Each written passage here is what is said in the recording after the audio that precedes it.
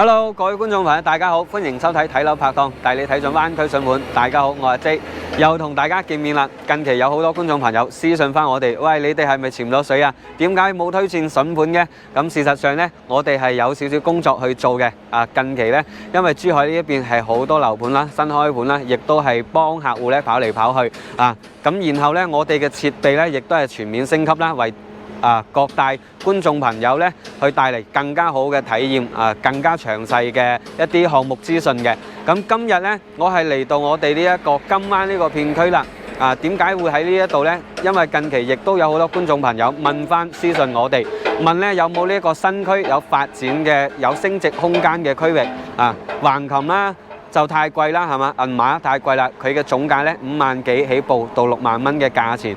咁橫琴銀碼太大，我哋揀邊度呢？梗係揀我哋呢一個航空新城呢個片區啦。航空新城呢係屬於我哋呢個珠海未來嘅副中心。而今日我所處嘅位置呢，就係正位於航空新城 C 位呢一度。我身後呢一個樓盤就係卓越同埋旭輝聯手打造嘅一個高端項目嚟嘅。佢係屬於我哋航空新城 C 位呢個片區。由呢一度大家可以睇下周邊嘅環境，呢邊呢好多樓宇都係新起嘅，同埋呢邊嘅商業呢係聚集咗呢一個航空新城最高端最高卡嘅一啲商業喺度嘅。對面就係我哋嘅一個倫理中心啦，同埋我哋呢一個華發商都可以見到。呢一個華發商都呢，係同我哋珠海市區南屏嗰個華發商都相當嘅，但係呢，佢會比嗰邊更加高卡士。點解呢？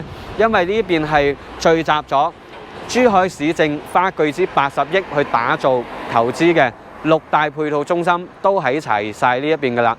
包括呢邊呢，亦都有好多5星級嘅酒店啦，就係同呢一個樓盤相隔一條馬路嘅啫。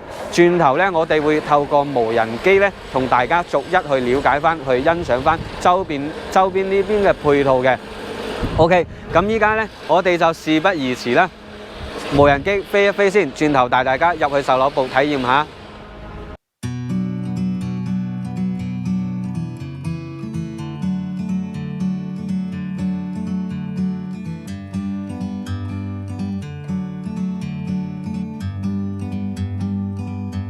Like a bird on a tree, I'm just sitting here. I got time, it's clear to see. From up here, the world seems small.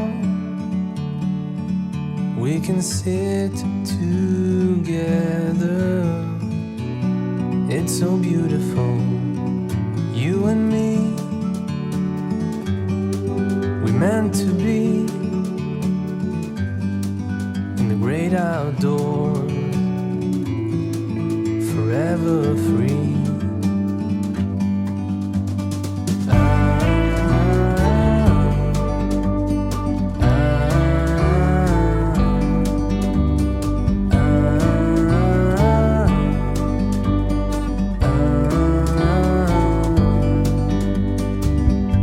Sometimes you need to go and take a step back to see the truth around you. From a distance you can tell.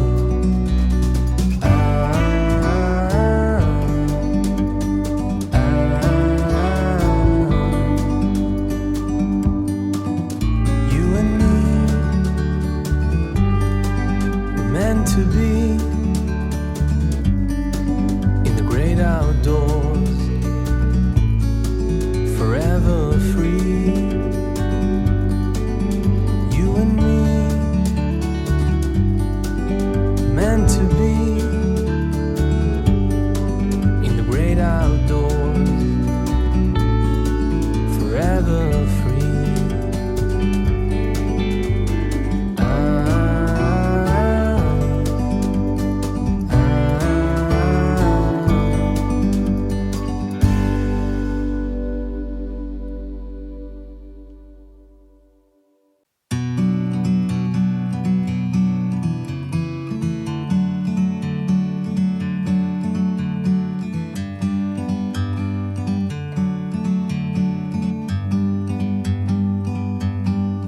bird on a tree.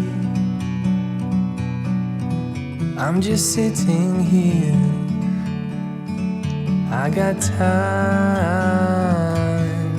it's clear to see. From up here, the world seems small. We can sit together. It's so beautiful. Hello， 大家好！依家咧，我入到嚟我哋呢一個江宇海嘅售樓現場呢一度咧，亦都有請到我哋呢個發展商嘅職員李小姐同大家去介紹一下嘅。勞煩李小姐。好，大家好，我係在裕旭輝江宇海項目嘅李艷，好高興為大家服務。咁我下面嘅話同大家講解下我哋嘅品牌。咁我哋嘅話係在裕旭輝江宇海項目嘅話係有2家品牌房企聯手打造嘅，一個話係我哋旭輝集團，一個嘅話就係我哋在裕集團。咁下面嘅話，我首先講下我哋旭輝集團。旭輝集團嘅話係2000年成立於上海嘅，咁12年嘅話喺香港上市。咁旭輝永升服務嘅話係18年喺香港上市嘅。咁我哋旗下嘅業務呢係住宅開發同埋商業同埋領域公寓、教育、養老同埋永升服務等等。咁其中嘅話，我哋住宅開發方面呢係超過中國同埋海外90個大城市，管理嘅項目嘅話係550個嘅。咁我哋永升服務係近90個城市，服務個十泰、熱泰城市嘅。咁榮獲咗我哋中國物業服務百強企業嘅第12名嘅。咁下面嘅話就係我哋嘅商業，超過200萬嘅土地儲備，項目管理嘅話係30個嘅。咁公寓嘅話係遍佈18個城市，管理個74000間房源嘅。咁榮獲咗長租公寓嘅話規模係第3名嘅。咁下面嘅話就係到我哋嗰個行業首推嘅透明工廠理念。咁我哋從5大透明同埋12大體驗，即係比如好話過程透明、服務透明、檢驗透明同埋標準透明、材料透明，更加係從我哋12大嗰個體驗，可以俾客戶同埋業主買房過程安心同埋放心一種體驗嘅。咁下面嘅話係接連個攀升力上面，亦都讓我哋旭輝獲得咗眾多嘅獎項。咁到截止到依家嘅話，我哋係有獎項獲得係190個嘅。咁地產設計大獎同埋金盤獎，同時嘅話我哋係獲得咗業界個最高獎項，就係尖天佑獎，佢係中國土木工程界嘅奧斯卡嚟嘅。咁同時旭輝係獲得咗4次嘅。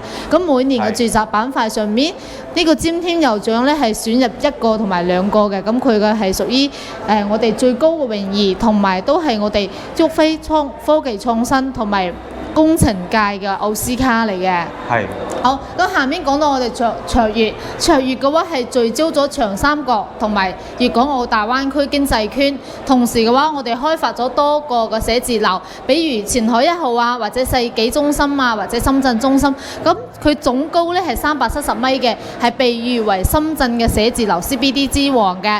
咁眾多個寫字樓之後呢，下面肯定要講下我哋嘅卓越物業啦。咁佢係獲得咗國家1級物業管理資質，同時嘅話係國際金鑰匙服務同埋英式管家服務。咁佢服務呢都係屬於我哋世界級嘅大牛，即係比如佢係騰訊啊、阿里巴巴啊、百度啊或者華為等等嘅。好，咁即係呢啲商業巨頭咧，都係採用呢一個卓越嘅物業去管理嘅。係冇錯，包括嘅話後期我哋呢個項目江宇海呢項目都係用咗我哋卓越嘅物業嘅，係啊。咁佢個物業管理費係幾多？我想問。呢邊嘅話係3蚊，但係如果喺深圳嗰邊嘅話就係要13蚊㗎啦。咁意思即係話呢邊咧3蚊雞嘅一個價錢，享用到呢個13蚊嘅標準㗎咯。係。OK，係啊，明白。OK，好，下面嘅話就到咗我哋嗰個。咁勞煩你同我哋介紹下我哋依家所處嘅位置啦，好嗎？好，冇問題嘅。喺呢邊啦。下邊嘅話嚟到我哋個區域圖啦。咁可以我哋同大家簡單講下我哋嘅整體個區域。咁我哋嘅話就係分為3大板塊，第一個咧係香洲區，第二個話係橫琴自貿區，第3個話係西部城區嘅。咁可以睇到珠海近幾年嘅發展核心嘅話都係向南發展嘅話，橫琴自貿區；向西發展嘅話係金灣、航空新城呢個板塊。咁首先嘅話，我哋可以先講下我哋個香洲。香洲係經過幾十年嘅發展啦，目前已經土地資源不足，同埋佢而家人口個基數龐大。第三方面呢，佢係屬於交通上面嚟講，嗰邊係比較擁堵嘅，所以嘅話就唔係好適宜自住同埋首選啦。咁第二方面嘅話，向南嘅話，橫琴自貿區。咁同時嘅話，澳門特首咧賀一誠咧係已經向中央嗰邊已經申請指出啦，希望咧橫琴引進咗澳門嘅制度，成為第二個澳門。但係咧橫琴個可開發嘅用地咧只有30平方公里，咁其中咧住宅只有8%。咁同時亦都係面臨咗土地資源不足。第二呢，嗰邊嘅房價都係要去到5到6萬蚊嘅，所以比較高。咁同時近2年呢，橫琴嗰個居住人群呢逐漸外溢金灣西區，選擇翻呢一個後花園啦。係啦，橫琴後花園啦。所以嘅話，點解佢會選擇我哋個金灣呢？因為依靠咗紅河大橋同埋金海大橋雙橋聯動嘅話，佢整個車程落嚟嘅話，大概係15到20分鐘嘅。所以整體嚟講係比較便捷嘅。咁整個金灣航空新城嘅地塊最核心板塊嘅話，亦都係我哋卓越旭輝公園海項目旁邊東側嘅話就係我哋華發商都啦，同埋一個市民藝術中心啦。呢個藝術中心呢，佢係由國際建築大師扎哈親力設計嘅。咁佢個代表作呢係有廣州嘅歌劇院啊，或者北京個大興機場啊等等嘅。咁旁邊嘅話，呢度都係屬於我哋產業中心嘅孵化地嚟嘅。咁有公共文化中心啦、市民藝術中心啦，同埋產業服務中心，同埋金灣稅務局都係喺呢個範疇入邊嘅。即係佢金灣嘅6大配套中心係咪都係集中喺呢一塊咧？係冇錯啦，係啊。所以嘅話，圖書館啊，距離啊，檔案館距離我哋大概係步行5分鐘嘅路程，整個車程落嚟，就隔一條馬路啫。係啊，所以整個步行過程比較方便啦，係啊。咁下面嘅話就依家呢一個區位咧就比較清晰啦。咁就勞煩李小姐同我哋介紹下依家我哋呢一個樓盤依家賣緊嘅係邊一棟咧？成個樓盤嘅規劃同埋規模啦，好嘛？好，冇問題。咁移步呢邊啦。好。OK， 好，依家咧我就同李小姐嚟到我哋呢一個旭宇海嘅江宇海嘅沙盤呢一邊啦。係啊。勞煩李小姐同大家介紹翻。大家好我同你介紹下我哋嗰個沙盤嘅情況。咁我哋嘅話，依家所處嘅位置咧係我哋一棟嘅。咁同時嘅話，以後嘅出入口咧都係通我哋一棟入咗我哋以後嘅小區園林入邊嘅。咁我哋項目嘅東側嘅話，咁就係啱先所講嘅華發商都啦。咁佢預計今年9月份嘅話就會正式火爆開業啦。咁隔離呢個咧就係我哋市民藝術中心。包括話呢邊有個中心濕地公園嘅部分流動咧，都可以望過嚟噶啦。咁我哋項目呢邊為南側嘅話，呢邊係無林大酒店，同埋我哋一個金灣高爾夫球場嘅。咁同時我哋嘅總佔地咧係6萬平方，咁建面嘅話係19萬嘅。然後我哋係分為三大板塊，一個咧係我哋嘅酒店，第二個方面嘅話就係我哋鄰里中心，第三方面咧就係我哋嗰個住宅。咁首先嘅話，我介紹下我哋酒店。我哋酒店係華業集團同埋北京首旅聯合打造嘅首旅建國。佢總層高嘅話，一共係17層。咁佢房源嘅話係230間嘅。咁沿街嗰個呢個群房咧係有4層嘅。咁我哋商業嘅話係有3層嘅。咁第二板塊嘅話就話到我哋鄰里中心，佢係新加坡新城嘅嗰個社區服務嘅。佢係聚於嗰個文化啊、教育啊、醫療啊等等各方面，所以一站式嘅生活體驗都會可以喺入邊實現到嘅。都係屬於呢個商業板塊。係啦。OK。咁住宅方面嘅話，就係我哋一共係8棟住宅嘅。咁而家嘅話，我哋面積段咧係79同埋89同埋92方嘅。咁都係往南向嘅。咁79方咧係3房1衛嘅，89方咧係3房2衛嘅，同埋92方大橫廳嘅設計嘅。所以話我哋每個戶型咧都有唔同嘅特點。就3個 size 啦。係。咁佢一共係幾多梯幾多房咧？而家係2梯都係兩梯6戶嘅。咁5至5、6、7呢3棟咧係屬於我哋複式，面積段係96同埋114嘅。依家暫時係未有數據，但係我哋而家係首推二棟呢個戶型係目前嘅話就係有活動操作緊咯。依家我哋就係應籌嘅階段啦，動資階段。咁佢一共咧就幾多伙咧？一棟係幾多？係即係呢個2棟，一棟係幾多套咧？幾多戶咧？如果呢邊嘅話係150幾套嘅，咁我哋實際嘅話係144套而家開出嚟嘅，因為我哋2樓嘅話係有部分係作為我哋樣板房，1樓係屬於架空層嚟嘅。係啊。佢架空層樓底係幾高咧？一共係6米。6米嘅挑空。係啊，非常之高噶啦。咁我見到咧，佢呢邊嘅配套咧，亦都係比較齊全嘅喎。係啊，咁接下來我同你哋講下我哋嘅園林。咁首先嘅話，咁你可以睇到我哋每個嘅樓間距咧係非常之開闊嘅。咁我哋前面呢度樓間距咧大概係37米嘅，咁10至2棟同埋10棟嘅樓間距係57米嘅，咁2棟同埋3棟嘅話，我哋係40米嘅。咁同時我哋將最大嘅空間係用俾園林嘅，亦都係沿著就我哋個旭輝嗰個建設。首先嘅話，我哋有2大主題啦。第一個方面咧就係我哋全年齡段社區，第二個板塊嘅話就係我哋一個社交盒子嘅。咁首先嘅話，全年齡係包括邊啲呢？咁我哋針對0到3歲嘅細蚊仔呢，我哋有攀爬區。咁針對3到6歲嘅細蚊仔嘅話，我都係屬於能量最活躍嘅階段啦。咁我哋有攀爬牆啊，同埋滑梯啊咁樣。係啦，森林兒童樂園。咁針對6到12歲呢，都係屬於初級社交階段啦，有嗰個需求啦。咁我哋呢度入邊有羽毛球場啊，以及個乒乓球場啊等等嘅設備嘅。咁針對年輕人嘅話，我哋會有游泳池啊，同埋我哋嗰個九洞旁邊啊，白九洞塘旁邊有一個慢跑道嘅，可以落班咗之後有個放鬆運動啦。咁針對中年人嘅話，即係考慮到邊方面呢？考慮如果屋企有細蚊仔啊，或者有老人家唔係好適合喺屋企同朋友啊或者領導啊有交談有啲事務方面嘅話，我哋可以喺園景嘅最中心係啦，園區嗰個會客中心，亦都係處於我哋園中最靚嘅位置啦。咁可以睇到我哋園景各個設施設備啊。咁針對老年人嘅話，我除咗有疫症花園啊，或者都會有個鄰里休閒中心嘅。咁呢個中心主要係俾佢哋打下牌啊，或者閒聊啊、飲下茶啊咁樣啦。係啊。咁我哋整體嗰個容積率咧係2.2嘅，綠化率係高達35%嘅。咁我哋個整體戶數係892套嘅。即係成個屋苑就892套。OK， 明白。係啊。咁佢呢個泳池咧，佢係屬於室內嘅係咪啊？係啊，屬於我哋小區園景入邊嘅，所以啱先打下出去嘅話，就可以直接睇到我哋嗰個。嗰個就係到時候我哋收樓嘅一個實體泳池就係咁樣㗎啦。係啦，冇錯，係屬於無邊際。咁一棟咧，我哋依家目前嘅售樓部呢邊介紹會係咩咧？係會所定還是係其他？呢邊係部分個物業用房，同埋有部分嘅社區服用房，係啊。嗱，呢邊有住民。係啊，係明白。係啦。咁咧就基本上啦，呢一個沙盤咧，我哋亦都係了解得比較清晰啦。依家咧，我哋就去睇下我哋嘅泳池同埋我哋嘅樣板間示範單位先。係，好。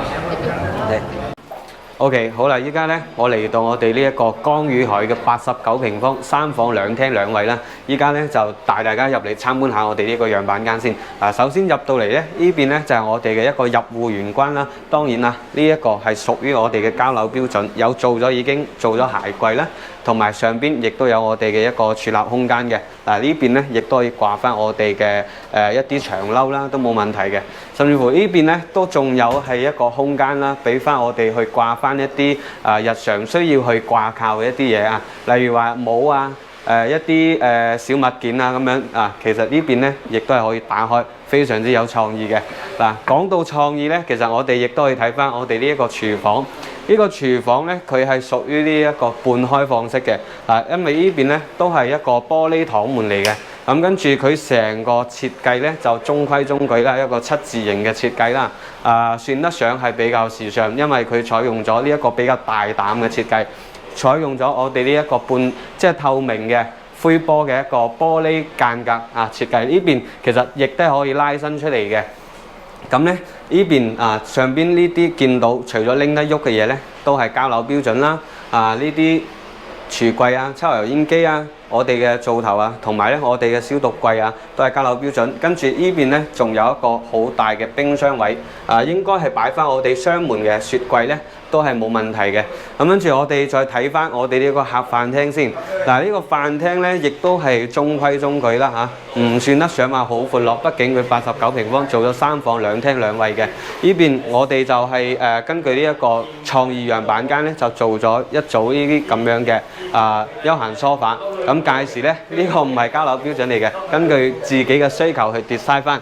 咁跟住呢邊咧就係我哋嘅客廳。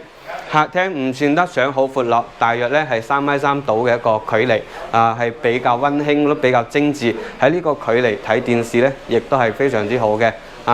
咁跟住我哋睇下呢個露台，呢個 view 咧係非常之靚嘅。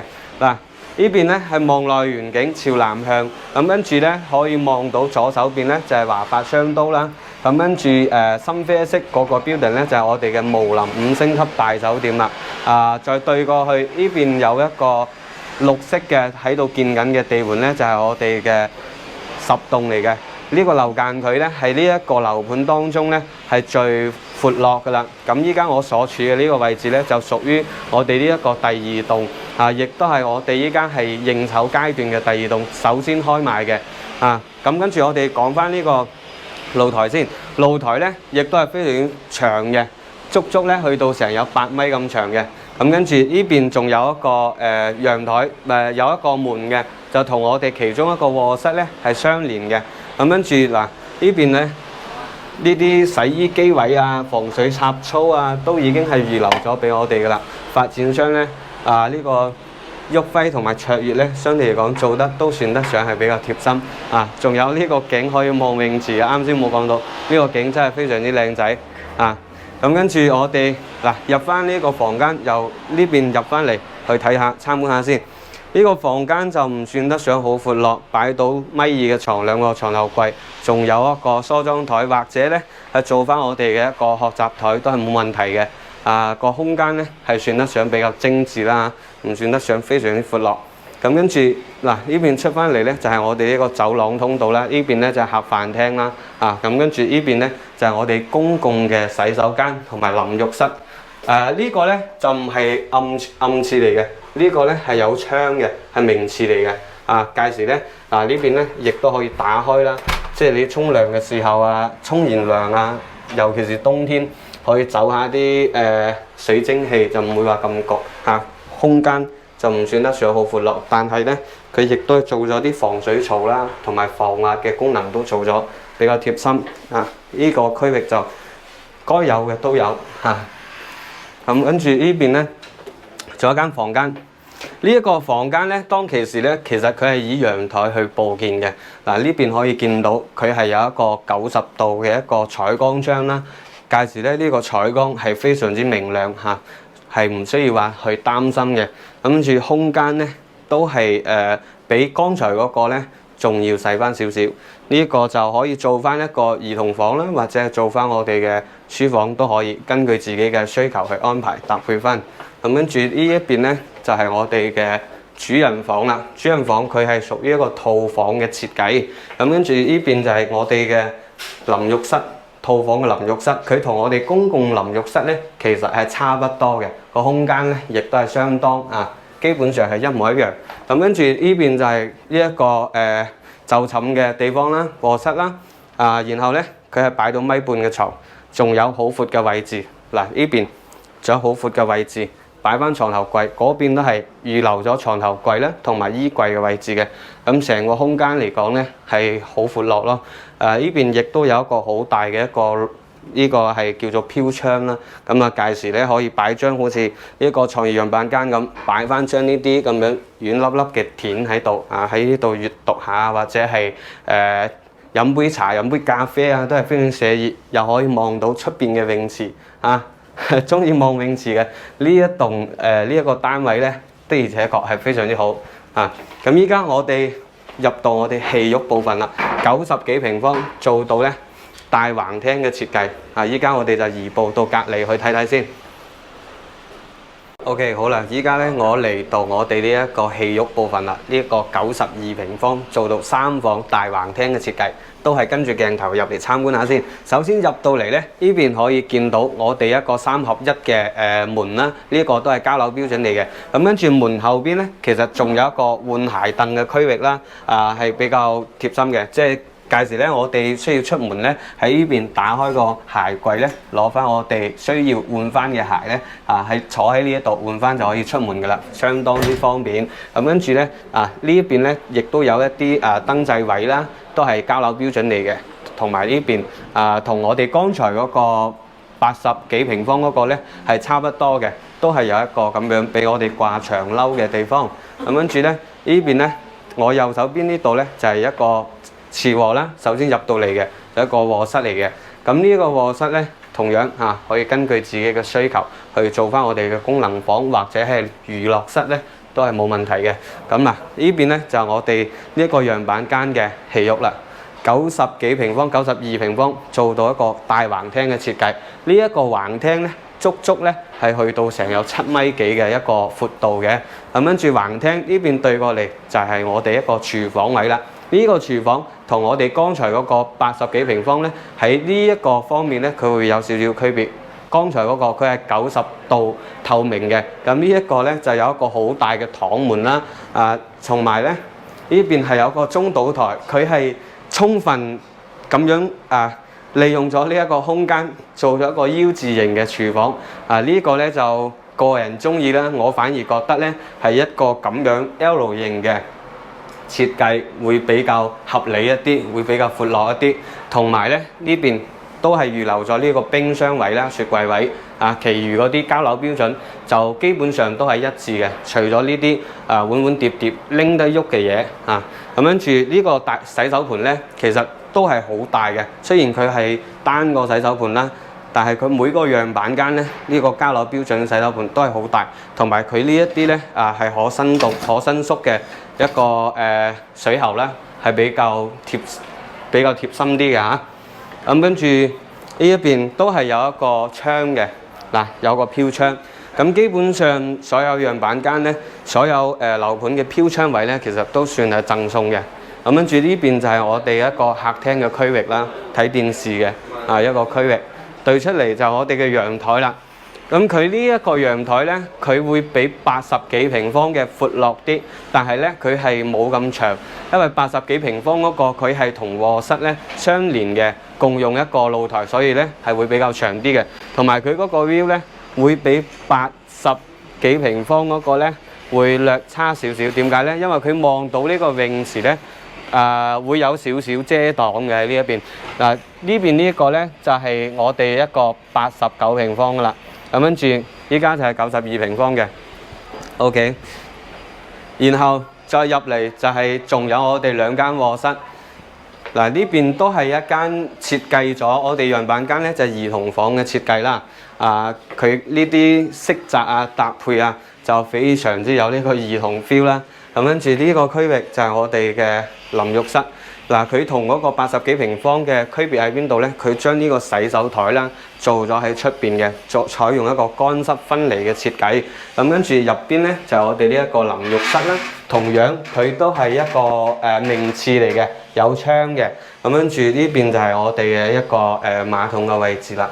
咁跟住呢邊咧，到時候我哋如果係梳洗同埋上廁所或者係淋浴就唔會受影響，係互不干擾嘅。跟住呢個就我哋呢一個主人房嘅區域啦。主人房首先佢入到嚟右手邊咧，就係我哋呢一個套房嘅淋浴室。淋浴室咧，佢會比我哋嗰座剛才嗰個公共淋浴室咧多咗一個嵌入式嘅位。咁屆時咧可以擺翻啲我哋嘅淋浴用品啦。即係有多少少空間俾我哋去用咯。同樣都係有個窗都係明位嚟嘅。咁跟住空間咧就唔算得上話好闊落啦，但係如果話係套房咧，完全都夠用。好多5星級酒店嘅洗手間淋浴室其實都係咁大嘅咋。咁跟住呢邊就係鏡櫃啦、洗手盤啦，呢啲都係膠標嚟嘅。然後佢呢邊咧都係有一個飄窗位有一個飄窗位。咁呢邊佢係做咗一個包裹性嘅櫃啦。咁呢個咧可以參照翻，但係咧就非交付標準嚟嘅。咁樣去做咧，我哋就會多咗一啲利用空間擺翻我哋啲書籍或者係其他一啲古董都得想擺乜都擺乜咁跟住呢個區域照樣係一個休閒區啦、閱讀區啦。咁有時候一家大細住有其他家庭成員喺客廳咁自己想有翻啲私密空間清靜啲嘅，咁其實呢個位置咧都係一個不錯嘅選擇。同埋呢邊咧其實都可以掛翻部電視掛長電視，預留咗插蘇俾我哋噶啦。OK， 呢個空間整體嚟講係非常闊落。咁然後咧佢係有3個 size 嘅，我哋呢一個總共咧就3個 size， 一個係79兩房，跟住咧就89嘅3房，同埋呢一個92平方嘅3房橫廳嘅設計啦，都係精裝交付。咁跟住依家咧，我哋目前就係呢個應籌嘅階段，可能我哋首先開售嘅咧就係依家示範單位嘅呢一棟第2棟。透過我哋剛才嘅無人機咧，片頭無人機咧，應該大家會清晰翻啦。咁跟住就推出嚟咧，應該係140幾伙。目前咧呢個應籌嘅人員咧已經係接近係300個噶啦。所以話，如果係對呢一個樓盤感興趣嘅觀眾朋友咧，可以私信我哋 WhatsApp 翻我哋咧可以幫你去應籌先。咁如果屆時推出嚟嘅單位或者係樓層朝向揀唔到自己心水單位咧，其實呢個應籌金咧係可以退嘅。我哋可以做到咧即日去退翻俾各位觀眾朋友客戶嘅。咁具體詳情咧就私信我哋啦 ，WhatsApp 翻我哋啦。今日我哋呢一個金灣航空新城嘅江宇海咧就同大家介紹到呢一度啦，下一期再啦，拜拜。